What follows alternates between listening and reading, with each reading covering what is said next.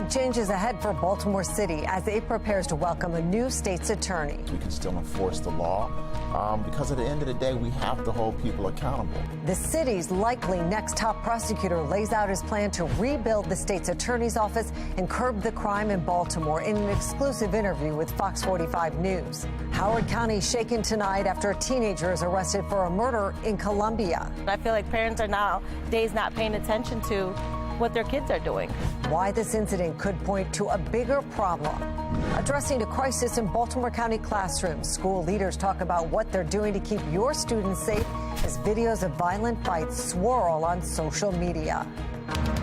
Live from WBFF in Baltimore, this is Fox 45 News at 10. I've heard from a couple of defense attorneys that their clients have asked them to hurry up and bring their cases in before January. Really? Because they heard Bates is coming and Bates isn't playing. That is true. I am coming and I'm not playing. In an exclusive interview, Ivan Bates, the city's presumptive next state's attorney, talks with Fox 45's Mackenzie Frost about his plans in office. Good evening. I'm Kai Jackson. I'm Mary Bubala. Ivan Bates addressing his concerns with current city state's attorney Marilyn Mosby's prosecution policies and his plans to deal with squeegee kids, rebuild trust in our city, all in an exclusive interview you're seeing first on Fox. Running unopposed in November, Ivan Bates is Baltimore's likely next top prosecutor, and he says there's a lot of work to do to rebuild the relationships with other leaders and the police in the city. I wanted to get a start on having these new relationships to work on them as quickly as possible. Do you think that you can be successful in this position with the current mayor and the current police commissioner? Is it possible for you all to get on the same page about how to handle crime and some of the biggest issues? I do think it's very possible. I think it's something that the citizens need and they demand. Bates says he will work to ensure the police and the community in his office are all on the same page, noting the way the current state's attorney, Marilyn Mosby, rolled out her prosecution policies created confusion. Was that damaging to the city? Without a doubt, it was damaging. Noting an example from his own practice with a client. Why were they arrested for marijuana in Baltimore County? Because Ms. current state's attorney made it legal to sell drugs or to have drugs. I would try to explain how that wasn't correct. We have to be on the same page. He says he wants to send a clear message to criminals and that people will be held accountable. If you have an illegal handgun, you need to be prepared that we're asking for you to go to jail. Can you do that, though, if the mayor isn't on the same page? I have to find a way to do that. I view myself as a lawyer who's really sick of what I saw, who decided to walk away from their practice because I believe in the city. And I really don't want my daughter to grow up in a city like this. I have to find a way to do that with the mayor. I would do everything I can to have that working relationship with the mayor, to explain to the mayor that that's what the citizens want, and they have to be able to feel safe. But I can't make anyone do what they don't want to do. Does he want to do that right now? Did he communicate that to you? Well, what he communicated is that we're going to find a way to make this work, and that we may not always see eye to eye, but we can find things that we agree upon. Bates says right now he and the mayor don't agree on how to handle Baltimore's squeegee kid problem. Bates says the law is clear. I don't necessarily view it as clearing the corners. I view it as enforcing the law. Which is different than the mayor, who says what the kids are doing is the same as panhandling, and he says that is protected speech. I understand, however, on the law, I disagree. Bates says he doesn't want to give kids a criminal record and is willing to find other diversion programs for them at first. But if that doesn't work, doesn't work, then I'm going to be forced to do my job, and my job is to hold people accountable. I don't want to necessarily do it in the criminal justice system, but if I have to, then I will. Bates has met with Governor Larry Hogan, Mayor Brandon Scott, and Police Commissioner Michael Harrison. He says he told Harrison he wants to see laws enforced, even the low-level ones Mosby has not prosecuted. January 3rd, when I take the office, if the law is on the books, the police have the opportunity to enforce it. Now, how do we do that? That's up to your discretion. I'm not the police. But trespass, loitering, low level, maybe you give a warning the first time, then a citation, and then the third time, you're probably going to have to go to jail. Do the officers know that they'll have that ability to do that? Because that's a change from the current policy. I told the police commissioner that's what I would like to go ahead and do, and that as far as I'm concerned, the state's attorney, if the law's on the books, that the officers can enforce it. But the police commissioner, they have to make the decision if they're going to do that or not. Did he say he would? I believe he will. Okay. In the sense that I don't want to speak for the police commissioner. He had a big smile on his face. In July, voters cut Marilyn Mosby's attempts at another 4 years short. Do you think that that's an indication that the city was not on board with her policies, did not agree with how she was handling crime and violent crime in the city, and they're looking to you to really make a big change? Yes, I definitely believe that. I mean, look, if you take all the votes that didn't go to her, that's almost 71% of the city said we want a new direction. He says he does not support mass incarceration. But I also know that we've kind of let the pendulum swing too far. We need to bring it a little more in a moderate location so that we hold people accountable, but also understand that, you know what, people make mistakes. With an office severely understaffed and a surging violent crime caseload, Bates says Baltimore should view the start of his tenure as a rebuilding opportunity. You'll see a lot of changes internally that we'll make that the citizens won't know about. But then what'll happen day by day, I have to build and rebuild the foundation that's been cracked. There's a lot more from the interview, including what Bates has to say about the Adnan Syed case and how he says the family of Heyman Lee has been treated. Plus, hear what he has to say about rebuilding the state's attorney's office. You can watch the entire conversation on our website at foxbaltimore.com. Mackenzie Frost, Fox 45 News. That brings us to our question of the day. What should Ivan Bates' priorities be as he prepares to take office? Gun violence, squeegee kids, cracking down on repeat offenders, or something else? So far, the majority of voters, 71%, say squeegee kids. Head to foxbaltimore.com/vote to weigh in. From murders to carjackings and a recent high-speed chase, Baltimore City has seen a rise in young people committing violent crime. During our exclusive interview today, Ivan Bates addressed juvenile crime, saying he doesn't want to prosecute young people, but he will if he has to. Where's the mentor programs? You know, I've done a lot of work with juveniles over my years, and one of the things I understand and know is mentorship is so important. Giving that positive role model, hearing those young individuals to find out what the problems that they have. So I don't want to necessarily do it in the criminal justice system, but if I have to, then I will. Well, of course, Baltimore City isn't the only place dealing with juvenile crime. In Howard County, a 15-year-old is in custody in connection with a murder in Columbia. Keith Daniels joins us live now with a reaction from the community, how this case is part of a much larger trend. Keith? Well, Mary, that deadly shooting that happened in that community last Friday night was stunning for some neighbors, and tonight for some of them, the age of the suspect is also alarming.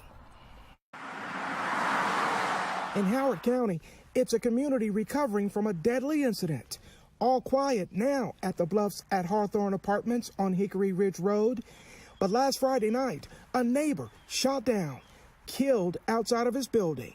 Now, news of an arrest. I feel like parents are nowadays not paying attention to what their kids are doing. It starts at home first and foremost. Reaction after learning police have arrested a suspect in this murder, a 15-year-old boy charged as an adult, another juvenile suspect accused in another violent crime.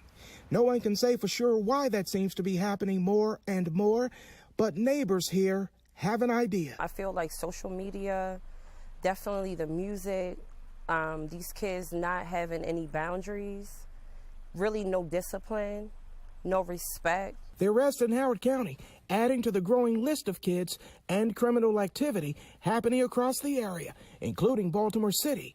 Just 3 weeks ago, police say 2 juveniles, one possibly as young as 11 years old, tried to rob an employee at gunpoint at the Baltimore Animal Rescue and Care Shelter. Just a few days before that, a 17-year-old high school student arrested in the murder of another 17-year-old student who was gunned down in the Merville High School parking lot.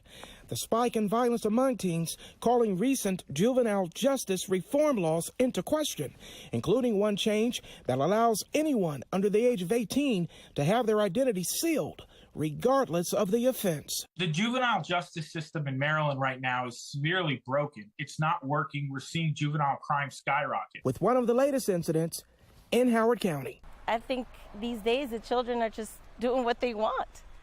There's no control anymore. I mean, I'm petrified just with the stuff that's going on, and especially our neighborhood. Well, Howard County police say the 15-year-old suspect's family members had been engaged in an ongoing dispute with the victim. We're live tonight. Keith Daniels, Fox 45 News. Keith, thank you. And as we mentioned, juvenile violence is a problem across the state. In Prince George's County, authorities are extending a curfew for young people until the end of the year. The original curfew was put in place in response to a rise in juvenile crime last month. It's set to expire yesterday, but it's now in place until the end of the year. County leaders say the curfew has been effective in curbing crime. Now, closer to home, Baltimore County saw some problems with juvenile crime earlier this year, including a carjacking at Towson Town Center Garage. 3 teens were arrested in connection with that back in May. Fox 45 News has done extensive reporting on juvenile crime across the state and concerns with the juvenile justice system. You can find our reporting on our website, foxbaltimore.com. Well, 3 people are hurt after a triple shooting in Cherry Hill. It was just so like, it sounded like it was in the air until somebody came into the store and was like, hey, I got shot, help, please. It happened along Cherry Hill Road just after 1:30 this afternoon. Police say 2 of the victims walked into area hospitals, while witnesses say one of the victims, who was shot in both legs, went into a nearby store for help. Fox 45 News spoke to an employee of that store who says they locked the store to make sure nobody followed behind. He tells us the violence in Baltimore needs to stop. I just wanted to stop because I know that we all lovers out here, and I know we want to see more for everybody. So if we can just stop the shooting and stop everything else, because I feel like we can make it. Given that triple shooting, at least 576 people have been shot and survived so far this year. That is 12 more than this time last year. 264 people have lost their lives to violence this year. A rainy day, a misty day has become a rainy night in Baltimore across the region. Showers are expected to last through the night, but will they be a problem for your morning commute? Let's go right to Chief Meteorologist Jonathan Myers. Jonathan. Yes, Kai, big question. And it looks like, at least for late night travels, you'll still continue to see at least some light showers. Any of the heavier rain has kind of fallen apart. But the Baltimore Beltway westbound, you'll see the yellows, oranges, the reds. And not a whole lot of lightning, but kind of downpours sitting just west of Baltimore, now pulling east and kind of feathering out a bit. There is some dry time behind these, and I think this is kind of the end of the system. It's probably going to take until shortly after midnight to get rid of the showers totally, and then temperatures become more crisp into the morning. But another risk of rain could be coming towards the weekend. I'm going to let you know which weekend day could have some showers. That's in my Weather Authority forecast in a couple of minutes.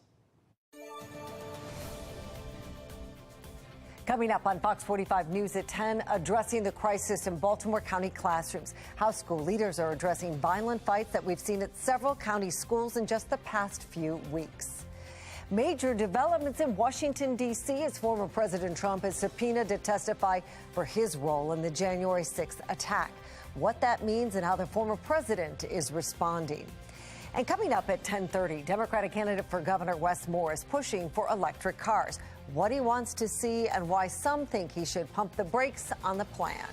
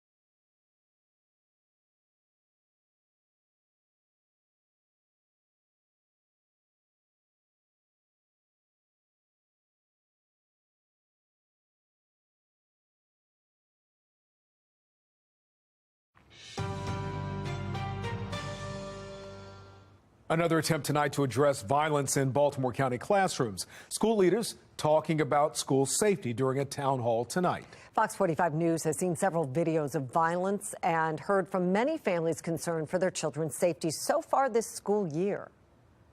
There's a narrative in the community that we are not holding students accountable for their behaviors. That simply is not true. Riel Creighton has been following the school violence for weeks and listened to tonight's town hall. She joins us live now. Riel, what did school leaders have to say tonight? Well, Guy and Mary, they had a lot to say. A lot of it focused on highlighting the ways in which they say they are already addressing school violence. But the superintendent acknowledging it is a problem, but one he says they can't fix alone. There is no place in our schoolhouses for aggressive behaviors. It comes as a direct response to concerns about safety in Baltimore County public schools. What's been a flood of social media mayhem. Images pouring in online from inside Baltimore County schools. Fights gone viral. Each video seemingly more vicious than the next. We are taking action. Baltimore County Superintendent Darrell Williams and BCPS leadership hosting a virtual town hall to take on questions from a community and explain the steps they say they have taken to contain school violence. We've strengthened our processes and rules and deployed additional supports to schools. A forum where the public was asked to submit written questions in advance. The moderator acknowledging a format fueling some online frustration. Question that we're seeing in the chat about why this meeting is virtual. So we want to stress that this is just one of many opportunities that we have planned this year. This is something that has been ongoing for quite some time. And it seems as if no one is making any attempt to bring this to a close. Fox 45 News has been inundated with calls from families, some who say their kids have been victims of attacks. Others upset saying they see it too much. It's every day. Every day. Tonight, one asking why so often they see it here. Why they get details from the news media or police first. Dr. Mullenix? So as a school system, it's incumbent upon us to investigate and gather accurate information. So when we do share that with the communities and families, we're giving you the entire picture. Administrators working to dispel misinformation. Why can't disruptive students be removed from the bus? That is totally incorrect. Disruptive students can and will be removed from the bus if needed. Fighting violence threats, they say, do come with serious consequences. There's a narrative in the community that we are not holding students accountable for their behaviors. That simply is not true. And when they highlighted a list of safety enhancements they say that they have made, things like hiring 140 safety assistants in schools throughout the district. Meantime, they did also promise tonight that it is a conversation that will continue. Reporting live tonight, Riel Creighton, Fox 45 News. Riel, thank you. Well, Baltimore County is not the only school system seeing violence in the classroom. Baltimore City public schools are as well. Just today, a student at Bluford Drew Jemison STEM Academy in East Baltimore was arrested after police say he was carrying a loaded semi-automatic gun at school. Officials say they found the gun outside the school at around noontime. Earlier this week, a 13-year-old student was robbed right outside of Kipp Academy. He says 2 boys in ski masks attacked him during dismissal. Councilwoman Odette Ramos is encouraging residents to join a volunteer program to help keep Mervo students safe to and from school. The councilwoman says it's about comforting the students and looking out for their safety. It comes after the school saw 6 fights last week alone, and a student was shot and killed in the parking lot last month. Now, Fox 45 News has done extensive reporting on the violence in both Baltimore City and Baltimore County schools. You can find all of our stories on our website right now, foxbaltimore.com. Former President Trump is firing back after the committee investigating the January 6th attack at the U.S. Capitol subpoenaed him to testify, what it means for the investigation. Another blow for the economy after September's inflation report came in hotter than expected. What that means for your wallet coming up right after the break. And our latest weather maker still giving us some rain through just after midnight tonight, but a couple of dry days to come for tomorrow and into Saturday as well. But we're already tracking the next weather maker. No, not for Saturday, but take a look at what happens by Sunday. Some clouds and look at the approach of showers. There could be a sprinkler or two as we head into Sunday. And that could even be a cold front that gives us more rain on Monday and some of the coldest air of the season thus far. I'm going to let you know how chilly it gets. I'm just looking for the Baltimore Running Festival. My 7-day forecast.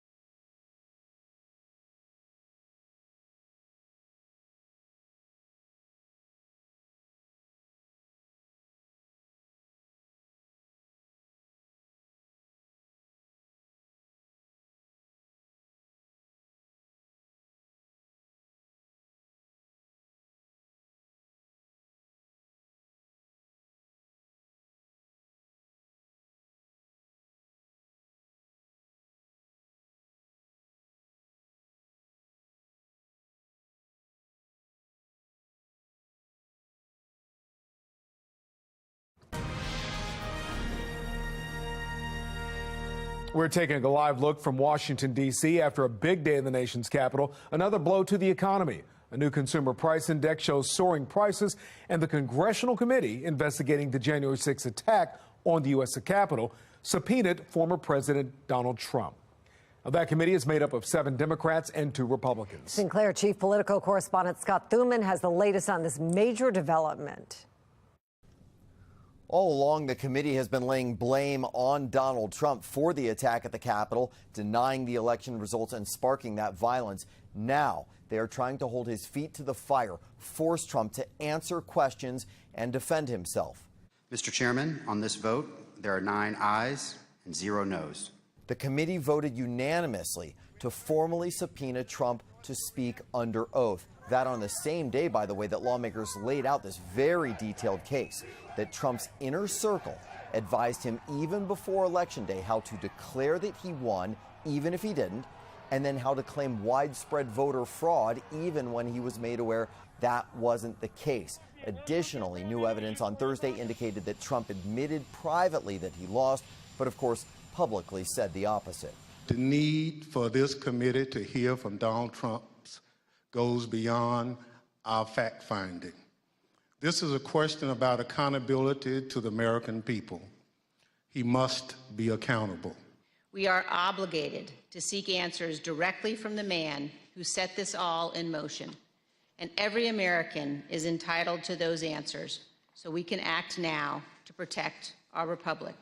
Previous court rulings have indicated that Trump probably couldn't claim executive privilege because he's no longer president. He's considered a regular citizen, and therefore the committee could try to have him held in contempt if he chose not to appear. They could then refer it to the Attorney General for possible charges, but it is unclear how and if that would all play out.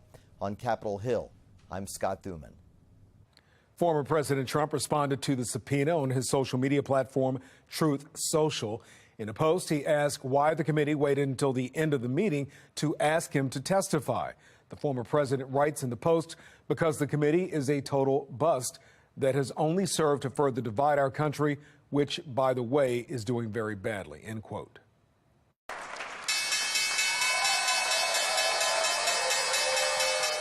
It's been a while since I've said this, but stocks surged today. The Dow gained 827 points, S&P 92 points, the tech-based NASDAQ 232.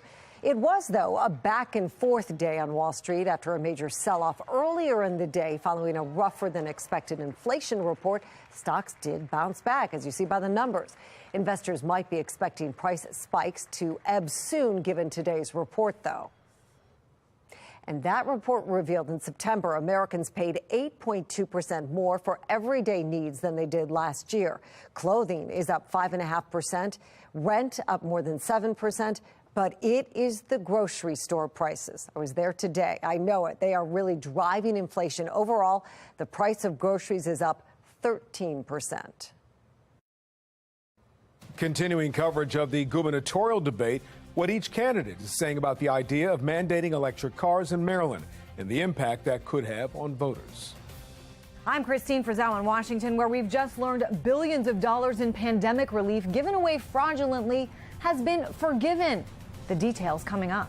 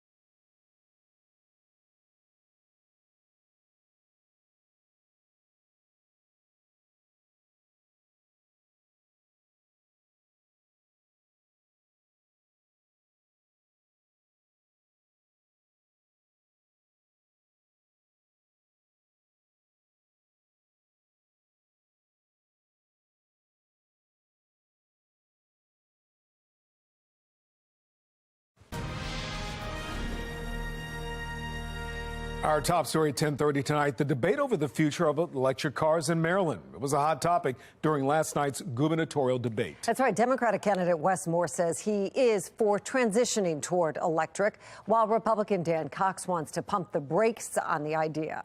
Fox 45's Rebecca Pryor has more on the heated back and forth And reaction from drivers. Yeah, the move to electric got mixed reviews from Maryland drivers that we spoke with today. And although environmentalists say it's an important step to combating climate change, they also say the road ahead would be a bumpy one. The two candidates competing to be Maryland's next governor clashing during their first and likely final debate. Frankly, I'm standing on stage right now with an extremist election denier. This is outrageous and ridiculous. We are bigger than middle school name calling, sir. Among the topics creating tension, transforming Maryland's transportation industry. That includes things like being able to add the electrification of the grid for electric vehicles. That means adding mass transit options. This is Maryland's time to lead on this. Cox firing back, claiming Moore doesn't just want to embrace electric, he wants to mandate it. We have a 2035 plan that he supports to tie us similarly to California, which has a plan to ban gasoline cars. That's a problem. It's not going to work for our small businesses.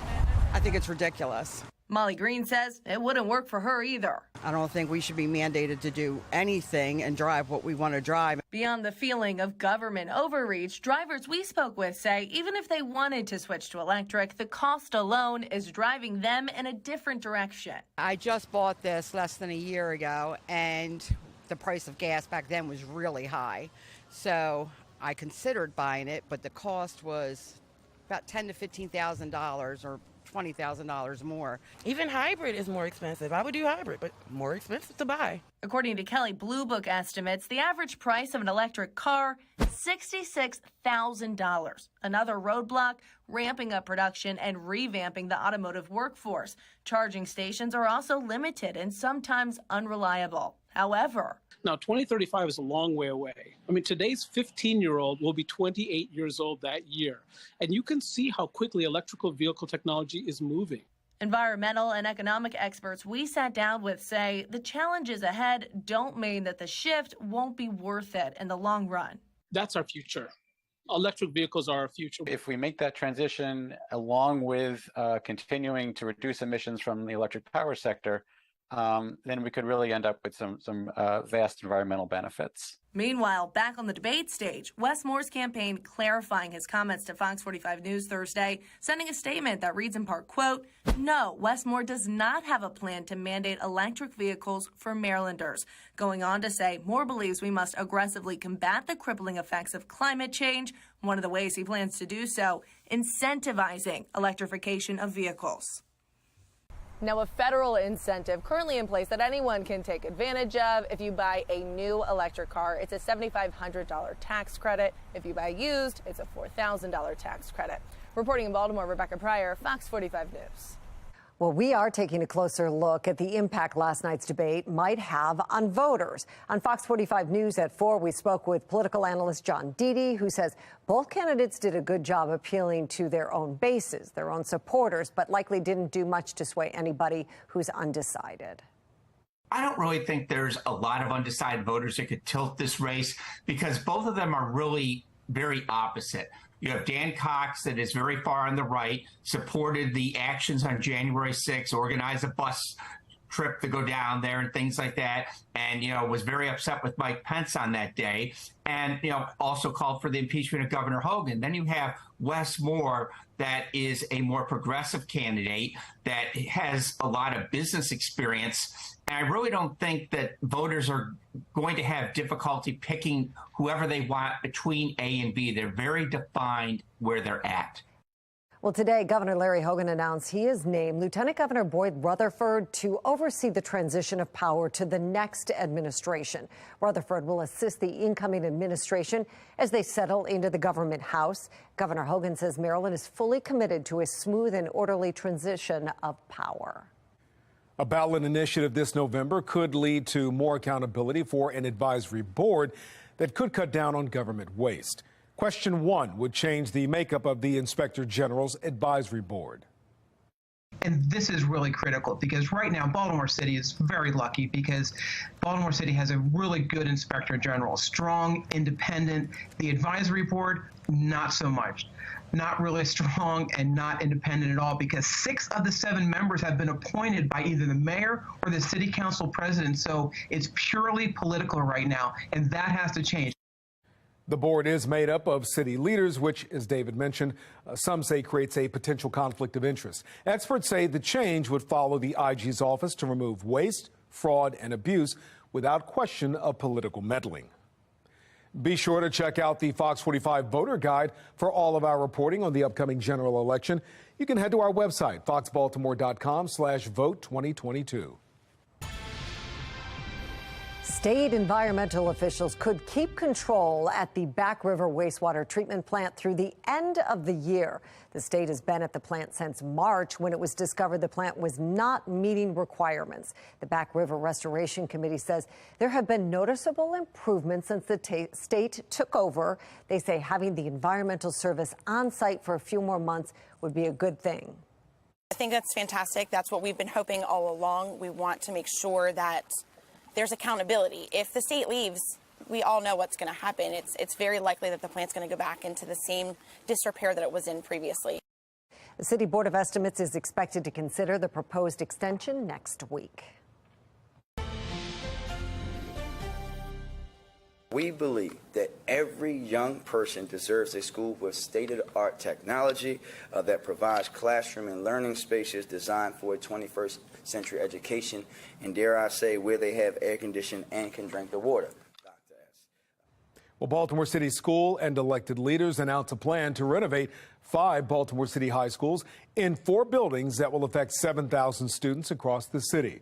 The 5 schools are City College, Western High, Poly High, Frederick Douglass High, and Joseph C. Briscoe Academy. That plan will cost taxpayers $400 million. The money is coming from Maryland's Build to Learn Act, as well as city schools in Baltimore City. Structural improvements to these large, older buildings are significantly more expensive than renovations in buildings serving the lower grades, and we would not be able to get this critically important job done without these additional funds being provided. Well, this year, 14 schools in Baltimore didn't have air conditioning at the beginning of the school year. Some of them are expected to have it by the end of this year. Well, a federal judge is now deliberating the fate of President Biden's plan to forgive student loans. The lawsuit seeking to block the plan was filed by 6 Republican-led states. Biden announced the plan back in August. It would cancel up to $10,000 in education debt for a huge number of students. The Congressional Budget Office says the program would cost about $400 billion over the next 30 years. It's unclear when that decision will come down. Either way, it is likely to face an appeal.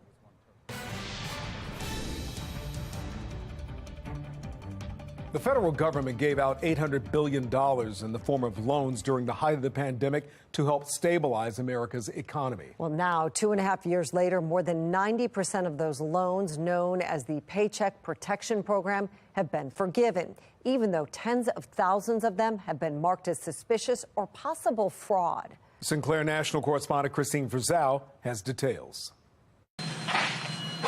In the height of the pandemic, as hospitals were filling up and businesses were shutting down, the federal government made a play to get help out to as many people as possible, as fast as possible. In less than 2 months, the PPP is supporting the employment of approximately 50 million workers and more than 75% of the small business payroll in all 50 states. The Paycheck Protection Program, or PPP, was part of the initial CARES Act, signed by President Trump in March of 2020, but was reauthorized several times, including as part of the American Rescue Plan. This plan gives small businesses in this country a fighting chance to survive.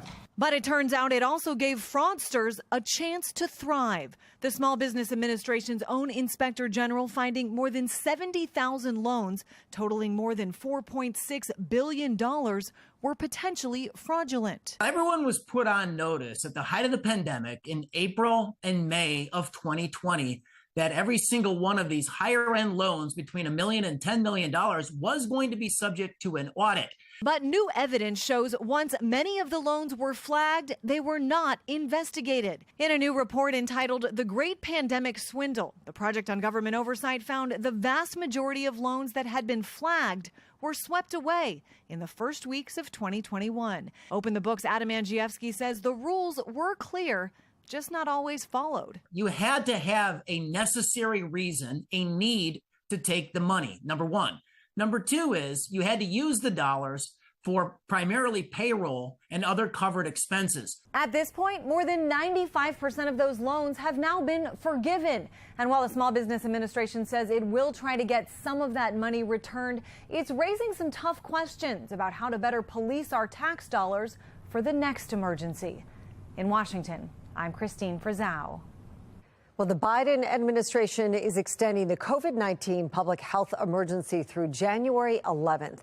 Daily deaths and infections are dropping, but U.S. health officials anticipate a spike in COVID cases this winter. The public health emergency was first declared in January of 2020. If you remember, the order allows the government to use emergency powers to help Americans get through the pandemic. That includes the emergency authorization of COVID vaccines and free testing and treatments. Republicans have pressed for the end of the emergency, arguing it was meant to be temporary. Well, a fugitive accused of brutally beating a couple outside a Baltimore restaurant is on the run. What you need to know about the manhunt in tonight's Maryland's Most Wanted. And after kind of a rough Thursday, it looks like Friday starts off with mostly clear skies at the bus stop, maybe some jackets and sunglasses during the afternoon. I'm going to let you know when rain could maybe impact some of your weekend plans and if it impacts the Baltimore Running Festival in my Weather Authority forecast.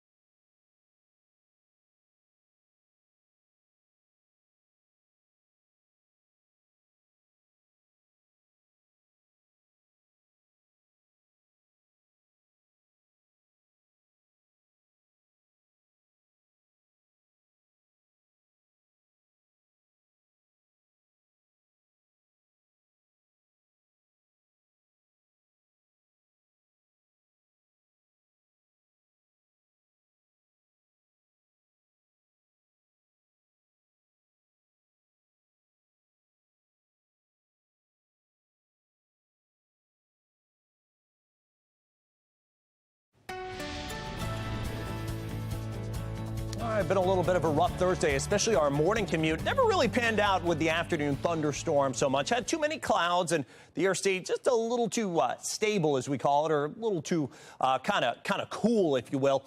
You see here Randallstown to Woodlawn, Columbia back to Dayton, Cooksville, Mount Airy, Eldersburg. There is a bit of rain that still has to come through. This is, as our latest weather maker, a cold front and kind of a big complex system makes a shift through Maryland clearing skies behind it. Those get here just in time for your morning commute. So I think all the puddles will have some time to dry out. But for now, that front just making the push, the drier air, it is going to be here for tomorrow. So get ready for a much nicer day. Temperature-wise, actually won't change too much, though. We had a high of 70 today. We're now at 60. Winds, yes, they are now switching to the north and northwest at 9 miles an hour. So that is dry. And, well, usually we'd say cooler, but there's just not a whole lot of cooler air behind this system. Toyota Eastern Harbor Skycam doesn't look too bad. The rain's been holding just west. Our dew point, our measure of moisture in the air, has fallen off by about 10 degrees. So actually it is drying out gradually, and you'll see those showers come to an end eventually. Temperatures in the 50s, near 60 out to the west. It is going to turn cooler, at least for the morning hours tomorrow. 60 here in Baltimore, warmer numbers out to the east. Notice this thing beginning to move eastbound, and behind it, temperatures 15 to 20 degrees cooler than they were 24 hours ago. But that coolest air, I think, is going to hold to the west of the Appalachians. But again, we are going to have some of those showers through just after midnight. Then those move east. Look at the clearing skies just in time for your morning commute. In the 40s north and west, right around 50 here in Baltimore. We have a wonderful recovery by tomorrow afternoon. In terms of additional rain totals, maybe about 1/10 to 1/4 inch at most, but that's pretty much about it. Showers, I think the thunderstorms are gone, but showers come to an end. 47 degrees, turning drier, gorgeous overnight by morning. You'll need a jacket, though. 70, mostly sunny skies for tomorrow. Another great looking day. And how about the Baltimore Marathon? We got the full running festival going on here. And a lot of runners want some cool and dry weather, and that is just what we're going to get. 8 a.m., 52, 59 at 10 a.m., and noontime temperatures at 66 as you're wrapping up 25 plus miles there. 70 degrees on Friday, 73 Saturday. Ravens game out of town, but could see a stray shower locally for Ravens parties on Sunday. 65 Monday with a few showers. Bottom falls out with some much chillier air Tuesday and Wednesday. A fugitive with a checkered past is accused of brutally beating a couple outside of a Baltimore restaurant. And a man wanted in connection to an attempted human trafficking case is now in custody. Here's Alexa Ashwell with this week's Maryland's Most Wanted. A couple's evening out ends with both of them in the hospital. Now federal agents have joined the search for their accused attacker, this man, Tyler Walker, 30 years old, and a criminal past that spans a decade.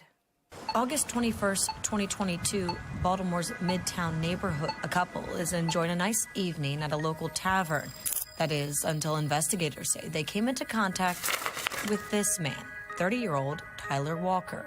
Mr. Walker allegedly was harassing the male subject, repeatedly touching him, calling him Bill Gates. The harassment escalating behind the restaurant when the couple again came into contact with Walker, who investigators say became irate when he believed they took a picture of him. Walker became outraged. He accused the victim of taking a photo of him and demanded his cell phone. And then when the victim would not produce his cell phone, Walker allegedly attacked him. Investigators say Walker questioned if the man was a cop, throwing him to the ground, breaking his arm, and then turning his attention to the woman after she stepped in to try and stop the beating. The assault was so bad that the woman realized she had to do something, and she tried to use herself as a human shield.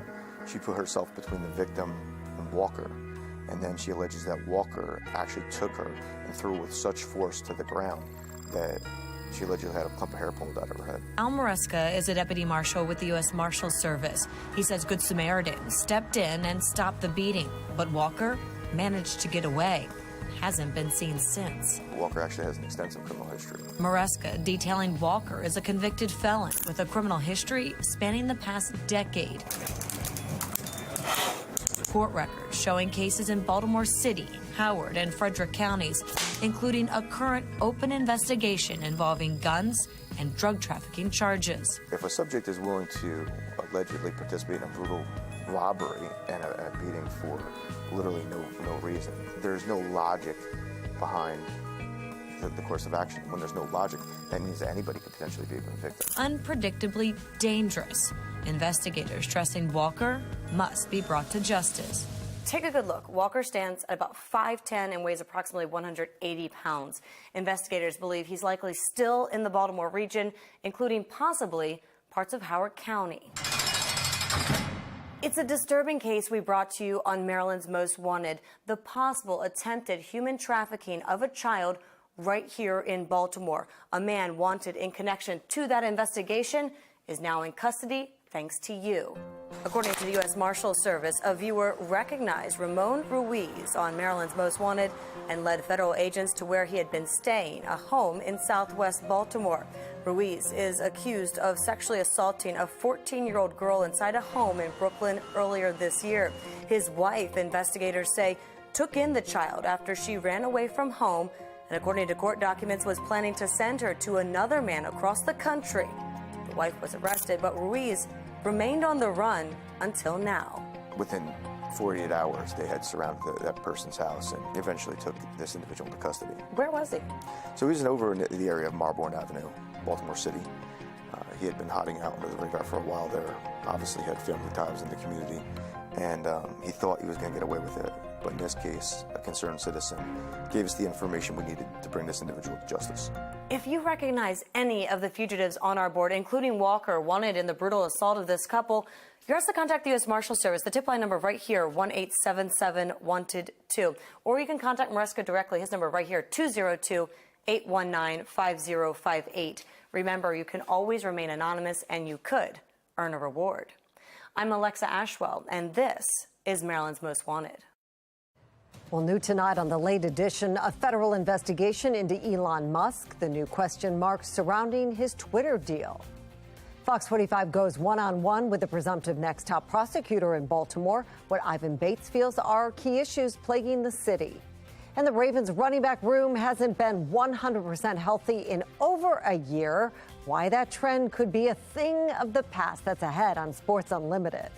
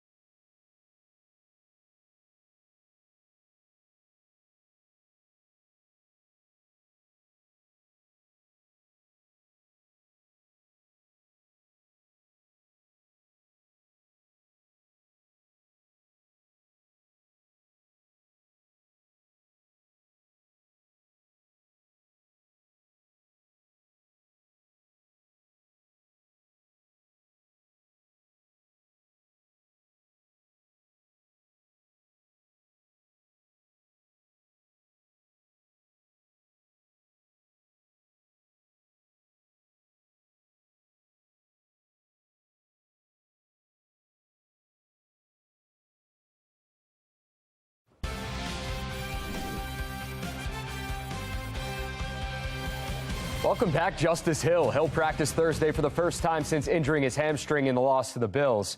You can see him wearing a sleeve on that right leg. When Hill's healthy, it's great news for the Ravens. It's been a long time since Hill, J.K. Dobbins, and Gus Edwards have been on the field together at the same time, all three missing the 2021 season with severe injuries, so today was a big day. Hill was listed as a limited participant on the Thursday injury report. Still no Rashad Bateman, who is dealing with a foot injury. Nick Boyle, Ben Cleveland, and Justin Houston did not participate either, while Ronnie Stanley, he practiced in full. For the first time in 13 months, Ronnie Stanley suited up and played in a game. While he only played 34% of snaps, it's progress and a big step in having him out on the field full time. Before his ankle injury, he was an all-pro, playing virtually every snap. Sunday night, he rotated in and out with Pat McCary, and despite the pitch count, Greg Roman has liked what he's seen so far. He looks just like he did right before, that unfortunate injury. So, and he's coming along. He'll obviously play more. I'm not going to give you the snap count number, but he's going to play more. And we just hope he can continue to trend in that direction. He's a very talented guy, very valuable to us. It can kind of change the way we leverage things a little bit when he's playing. Coming up tonight, we check in with the Morgan State Bears as they look for their first conference win of 2022. That and more when Sports Unlimited returns. Thank you. Ahead on the late edition, violence becoming a major concern in Baltimore County schools. Parents push for answers as fight videos continue to pop up. And some good news for Marylanders impacted by the hurricane season. Why tax season may be a little bit more forgiving.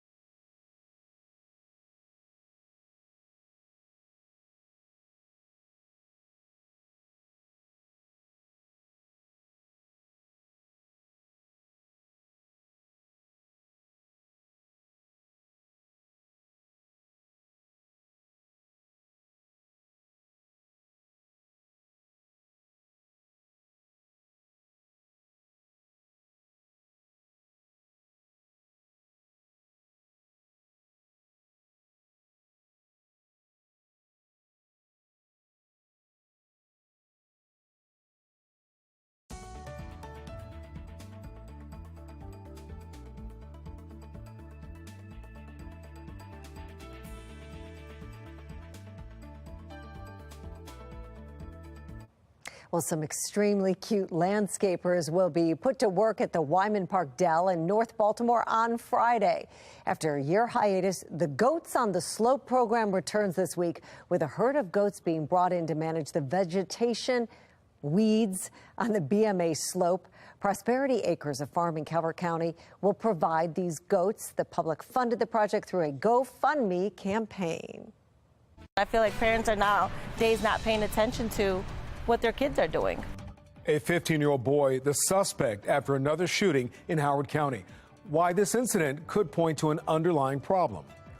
Crime and cooperation. Fox 45 News goes one-on-one with Ivan Bates as he prepares for his presumptive role as Baltimore City's next top prosecutor. And the latest weather maker still providing for some rain for late night travels. I'll let you know if it's going to last through your morning commute. Coming up in my Weather Authority forecast. Live from WBFF in Baltimore, this is Fox 45 News Late Edition.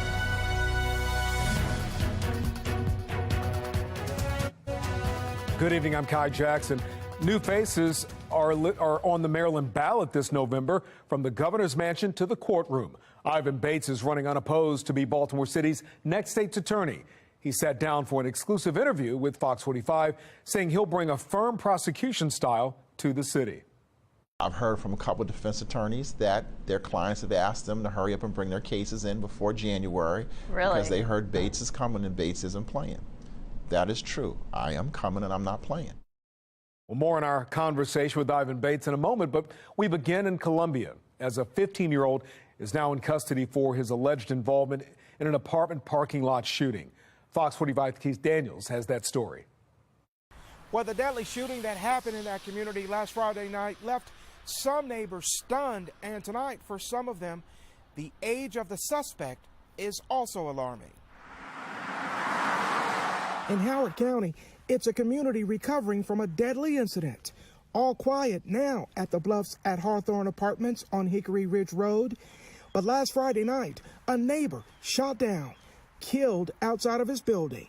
Now, news of an arrest. I feel like parents are nowadays not paying attention to what their kids are doing. It starts at home first and foremost. Reaction after learning police have arrested a suspect in this murder, a 15-year-old boy charged as an adult. Another juvenile suspect accused in another violent crime. No one can say for sure why that seems to be happening more and more, but neighbors here have an idea. I feel like social media, definitely the music, these kids not having any boundaries, really no discipline, no respect. The arrest in Howard County adding to the growing list of kids and criminal activity happening across the area, including Baltimore City. Just 3 weeks ago, police say 2 juveniles, one possibly as young as 11 years old, tried to rob an employee at gunpoint at the Baltimore Animal Rescue and Care Shelter. Just a few days before that, a 17-year-old high school student arrested in the murder of another 17-year-old student who was gunned down in the Merville High School parking lot. The spike in violence among teens calling recent juvenile justice reform laws into question, including one change that allows anyone under the age of 18 to have their identity sealed, regardless of the offense. The juvenile justice system in Maryland right now is severely broken. It's not working. We're seeing juvenile crime skyrocket. With one of the latest incidents in Howard County. I think these days the children are just doing what they want. There's no control anymore. I mean, I'm petrified just with the stuff that's going on, and especially our neighborhood. Well, Howard County police say the 15-year-old suspect's family members had been engaged in an ongoing dispute with the victim. Reporting tonight, Keith Daniels, Fox 45 News. Here in Baltimore, 3 people were shot this afternoon outside a Cherry Hill convenience store. That shooting happened around 1:30 in the afternoon near the shopping complex by Carter Woodson Elementary. Baltimore police say they found a 23-year-old man shot in both legs and 2 other victims. All 3 are recovering at the hospital. A nearby store employee laid out the chaotic scene, saying one of the victims ran into the store. I just seen him running in and he said, "Somebody help me, I got shot." And I thought it was fake at first. I'm like, really? And then he started collapsing, and that's when I knew it was real. And then my other employee went to go proceed to lock the door so we won't get hurt. So that's basically all that I saw, and he just collapsed it right there. And then from there, we just started, all of my employees just came up to help him. So far, police have not released any information or possible motive on suspects. Well, crime is at the forefront of Ivan Bates' agenda. Bates is the likely top prosecutor for Baltimore City in the November general election. In a story you'll see first on Fox, Bates sat down with Mackenzie Frost to share his thoughts on how to make a safer Baltimore a reality. That includes working with Mayor Brandon Scott. If you have an illegal handgun, you need to be prepared that we're asking for you to go to jail. Can you do that, though, if the mayor isn't on the same page? I have to find a way to do that. I view myself as a lawyer who's really sick of what I saw, who decided to walk away from their practice because I believe in the city. And I really don't want my daughter to grow up in a city like this. I have to find a way to do that with the mayor. I would do everything I can to have that working relationship with the mayor, to explain to the mayor that that's what the citizens want, and they have to be able to feel safe. But I can't make anyone do what they don't want to do. Does he want to do that right now? Did he communicate that to you? Well, what he communicated is that we're going to find a way to make this work, and that we may not always see eye to eye, but we can find things that we agree upon. Bates also discussed recent developments in the Adnan Syed case and how his prosecution style will differ from current City State's Attorney Marilyn Mosby. Mackenzie's entire 30-minute interview is available right now on foxbaltimore.com.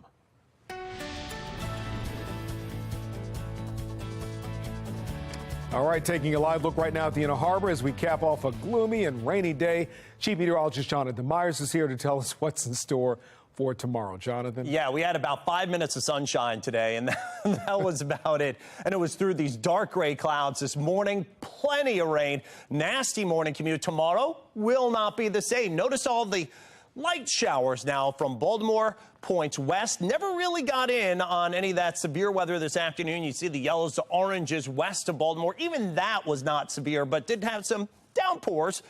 Frederick County into portions of Carroll County. Those now rebuilding south and east, where there's a little more, as we say, unstable here in the weather world. In other words, we got some more sun today. There's a little more humidity down that way as well. And our cold front, that's our latest weather maker, is making the push through right now. So as we work our way through the overnight hours and into early tomorrow morning, midnight, we're at about 59, 53 at 4 a.m. And when you wake up tomorrow morning, you'll probably need a light jacket once again as it goes mostly clear and almost kind of crisp. Some mid-40s to right around 50 degrees. But the good news, the sunshine comes back, and it looks like it's going to be lasting for at least a couple of days. I'll let you know when rain could return over the weekend and if it comes in time for the Baltimore Running Festival on Saturday. That's in my Weather Authority forecast.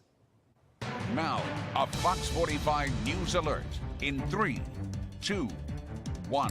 A tragic scene tonight in Raleigh, North Carolina. Raleigh's mayor says at least 5 people are dead following a mass shooting in a suburban neighborhood. The shooting took place just after 5 tonight. One of those victims is an off-duty police officer. You can see the large police presence there tonight. Officers briefly said the suspect was contained in a nearby house before pulling back that update minutes later. A several-hour manhunt ensued before police were finally able to track down the suspect in this mass shooting in Raleigh, North Carolina. Kai? Mary, thank you. We're going to go live to Capitol Hill as former President Trump is called to testify about the January 6th insurrection last year. New findings from the House Select Committee, including a threat from the House's top Democrat. Violence a priority at tonight's Baltimore County Schools Town Hall. Parents question why school leaders don't let them know about issues sooner.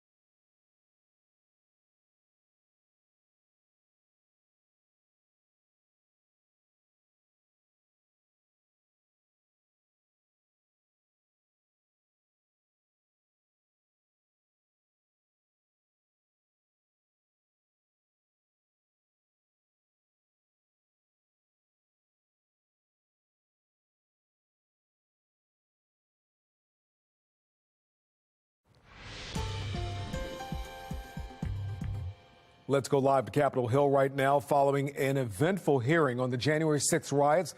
The House Select Committee has subpoenaed former President Trump, calling him to testify as we learn more about what happened that day. Now, in previously unseen footage, we're getting a glimpse at how top congressional leaders responded to the riots, including these comments from House Speaker Nancy Pelosi about Trump potentially appearing at the Capitol. Here's that clip from CNN. If he comes, I'm going to punch him out. This is my moment. I would pay to see that. I've been waiting for this, for trespassing on the Capitol grounds. I'm going to punch him out, and I'm going to go to jail, and I'm going to be happy. Well, former President Trump released a statement responding to the committee, asking why he wasn't called to testify months ago. He says the committee is only dividing America further.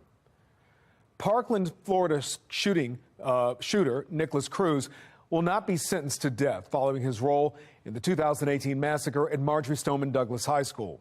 Now, he will serve life in prison. Family members of the 17 Parkland victims feel today's ruling is a miscarriage of justice. I'm disgusted with our legal system. I'm disgusted with those jurors. There are 17 victims that did not receive justice today. Well, Cruz's lawyer claims mental illness played a role in the massacre. Jury members say that went into consideration. If a death penalty verdict had been reached, the defense would have been able to appeal. There's a narrative in the community that we are not holding students accountable for their behaviors. Well, still ahead, Baltimore County leaders move to address violence in county schools. Why false information is one of their biggest concerns. And something I've run before, well, not the marathon, the 5K, but the Baltimore Marathon and the Baltimore Running Festival going on Saturday. Looks like great weather, nice and cool and dry by then. Temperatures 50s rising into the 60s by the end of the big race. I'm going to let you know when we could have some rain over the weekend, though, hour by hour coming up in my Weather Authority forecast.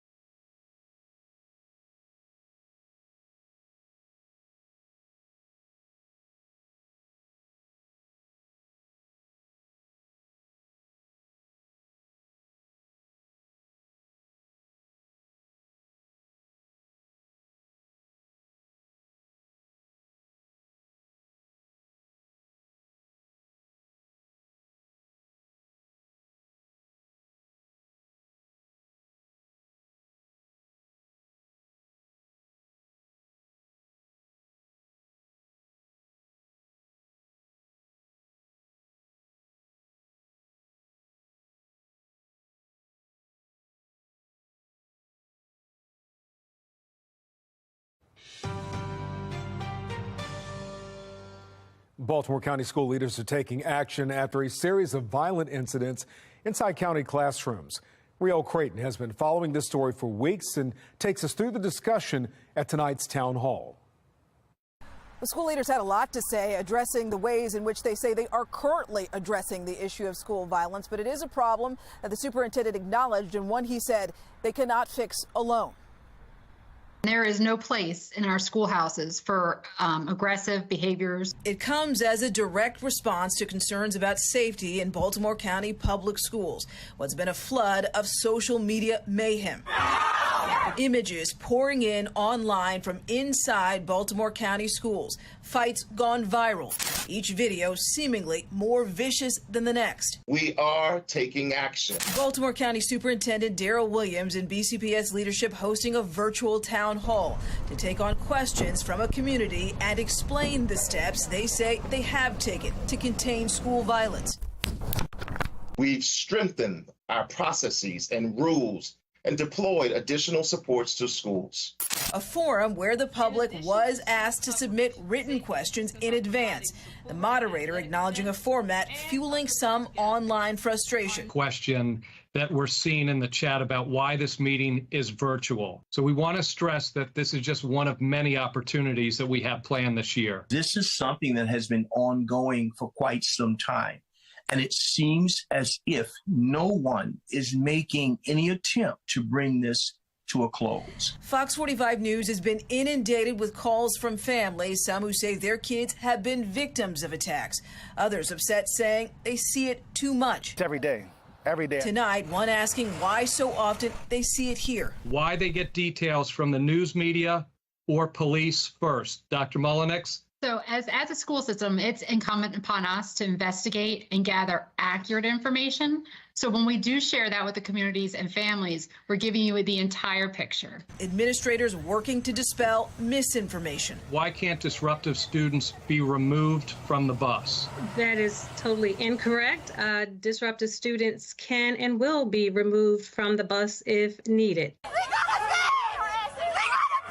Fighting violence threats, they say, do come with serious consequences. There's a narrative in the community that we are not holding students accountable for their behaviors. That simply is not true. School officials touted a long list of safety enhancements that they say they have made, things like hiring 140 safety assistants in schools throughout the district. Meantime, though, they did promise that it is a conversation that will continue. In Baltimore tonight, Riel Creighton, Fox 45 News. Baltimore County Police are asking for the public's help in solving the case of a 14-year-old high school football player who was shot and killed after his game last month. Police now say they believe there is cell phone video that may have captured the murder and the events leading up to it. They are asking anyone who has that video or knows where it is to come forward.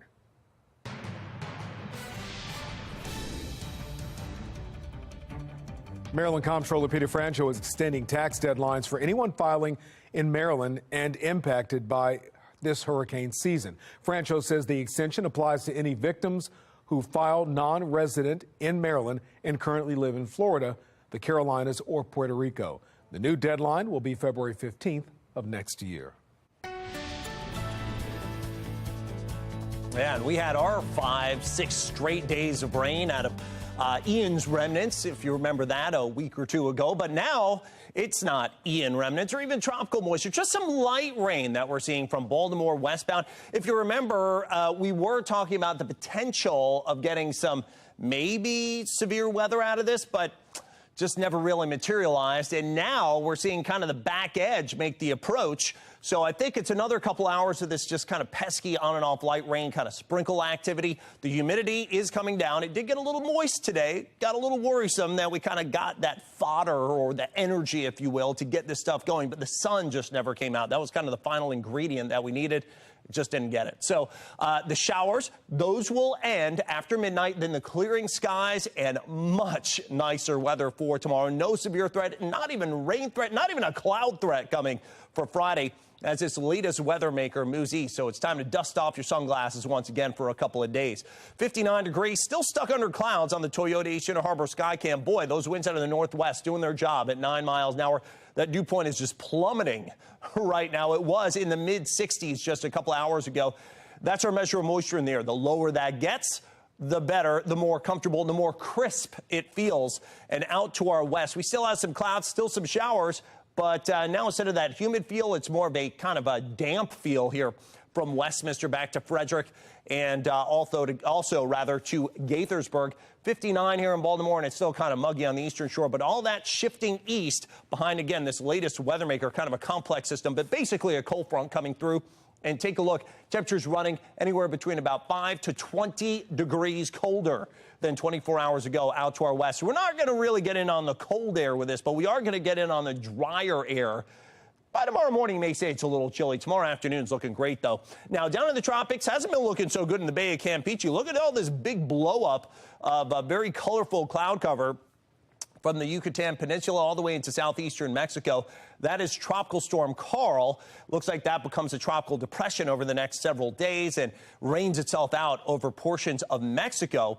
And then there's also a low chance of development, but it's something to watch over the eastern and central portion of the Atlantic. Over the next several days, it does eventually gain about a 20% chance of tropical development here, and we'll just have to see what happens with that. But it's still a long ways away from any land. Now, on the future scan, through midnight tonight, still some showers, but they continue to gradually kind of feather out, become lighter, and gradually really tapering after about midnight here in the city.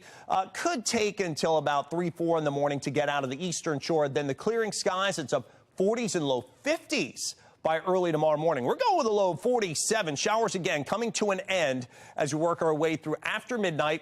Turns cooler, drier late, some clearing skies. I think you're going to need sunglasses for the trip in and the trip home tomorrow. 70. I think outdoor recesses are back with mostly sunny skies. And again, if you're going to be participating in the Baltimore Running Festival, some nice, cool, comfortable conditions with sunshine throughout the race there on Saturday morning. Saturday afternoon, after a high of 70 on Friday, we're back to 73. Ravens game out of town this weekend, but a stray shower locally. If you're going to be maybe celebrating with friends, 70 degrees there, mostly cloudy. Again, just a sprinkler light shower Monday, scattered shower, 65. That's a cold front. That weather maker bringing in some of the coldest air of the season thus far. Some spot sprinkles Tuesday, Wednesday, and some indications from some computer models, maybe a wet flake or maybe a hail pellet here or there, especially north and west. Much more coming up in just 2 minutes.